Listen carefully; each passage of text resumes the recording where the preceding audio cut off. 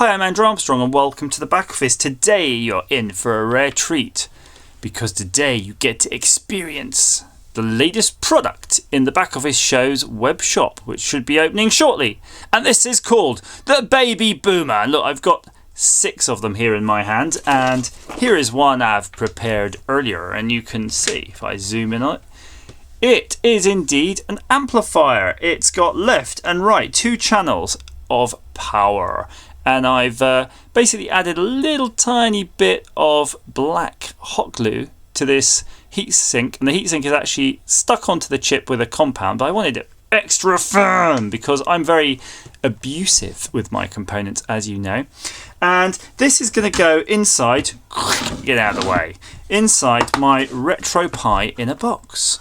So that's my emergency arcade solution there, and it's going to go in there. And I found some speakers, and they're a little bit different than the sort of traditional small speakers you see lying around, which often look something like this, don't they? Yeah. So you can see this one's one from a sort of TV or laptop, so it's got a kind of a bass box with it, so you don't have to be so fussy with how it's enclosed. And then that way I should find somewhere in here I can mount it or screw it or glue it to, which would be good. Just for a sense of scale, I mean, that's pretty small. And then look how tiny the Baby Boomer is compared to like a USB thing. It's tiny. It's the tiniest thing you can have.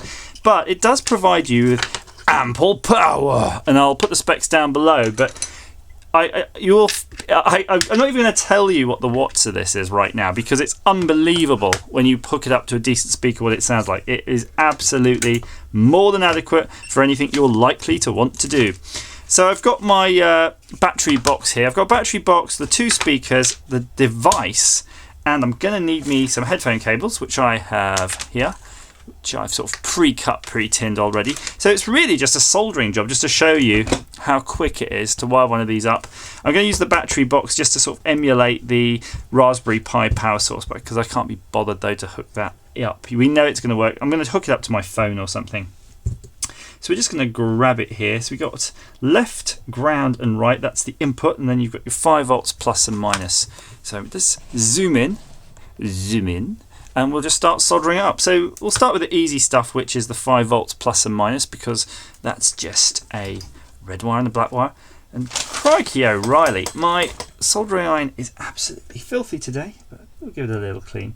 So plus and minus. And while I'm at it, I'm just going to tin all of them. So we've got the left, the ground and the right, and then the speaker left, the speaker right, left, minus and plus, and then the right here under the clip, but we'll worry about that later. We don't need to get to that right now. So we're going to do the minus. You can see I'm not doing, as it's a sort of prototype for you, just a sort of proof of concept, I'm just going to loosely solder these, but if you're doing it properly you could solder them through properly as through hole, and I would always advise that. Really, mechanically it's going to be stronger than just on the pads, but you can do it on the pads if you're not going to be cranking on that too hard. So you can see here, this is the sort of headphone wire. You've got 2 greens and then a red and a white. That's because the 2 greens actually are ground, so we're going to have a little bit of fun and games with that, trying to get the 2 greens in, and I'm probably going to wish I did it proper through hole for the greens, but that's fine. Let's continue. So you've got that there. I'm just going to get my tweezers. This is going to be interesting. So I'm going to try to just hook one on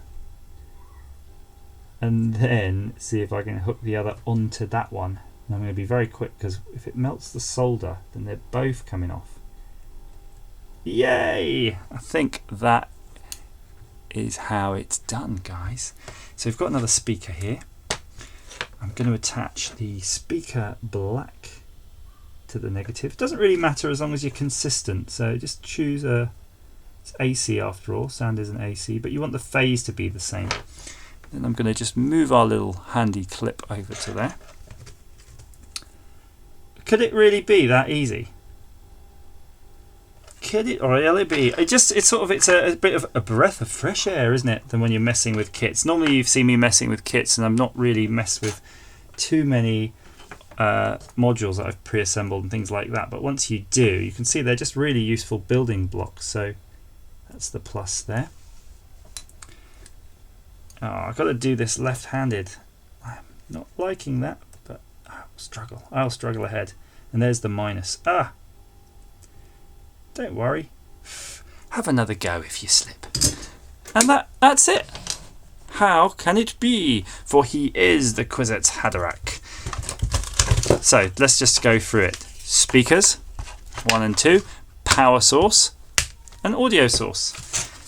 The only thing left to do really is find a suitable audio source on my phone, and I'm going to do it off the camera because you know, I normally have a lot of crap on my phone, and I just actually taking it out of its case because the headphone socket on my phone, of course, is in an inaccessible place with the case on. So we're going to go for a quick search. YouTube free music. I can't believe how my phone looks so different when it's you know, not in a case. Right, let's plug that in. Right, so we can't hear nothing because it's all going through here, but this is turned off. So let's turn on the batteries.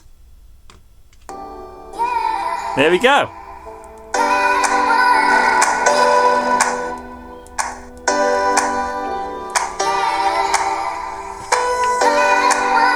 That's it, guys.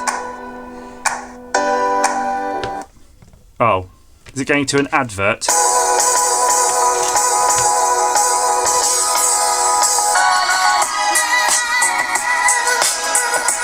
Yeah.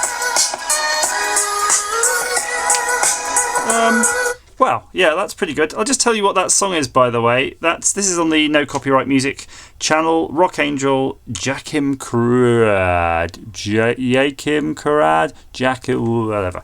Right, so there you go. That's it. That's as easy as that. So basically, it's doing everything here, and it's got a really nice big heatsink for the amount of power it's ever likely to dissipate. So it's just going to go on and on and on. These speakers are right. They're not like massively great, but they'll sound really different when they're in the box. So let's continue with that test, and I'll just sort of assemble it by putting it into different enclosures, and we'll hear how it sounds. So we'll play that same tune.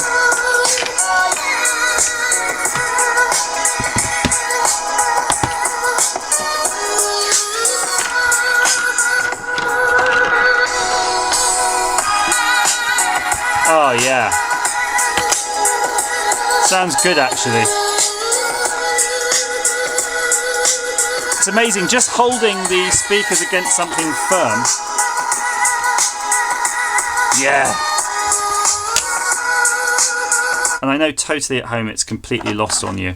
Now, just to give you an example, I got some speakers from my lounge, which are the normal sort of, I don't know, you know, the ones which are like that high, like a shoebox size, and I hooked them up to this, and it absolutely belted it out. You know, it was really loud, louder than the bloody stereo that's driving those speakers. And I showed my wife, I said, have a look at what's doing this. And she looked at this little thing and was like, that little thing? No way. But yes, way. There you go, the baby boomer. Check it out at www.backofficeshow.com. The URL's on the screen now. Bang! Come and buy some. Support the channel. As ever, thanks for watching. So I want to show you something. You see this tiny little thing? Yeah. Do you see how tiny it is? Yeah. Do you think it could make a loud sound when it's connected up to those sort of crappy speakers we have from the lounge? Maybe. Okay, ready?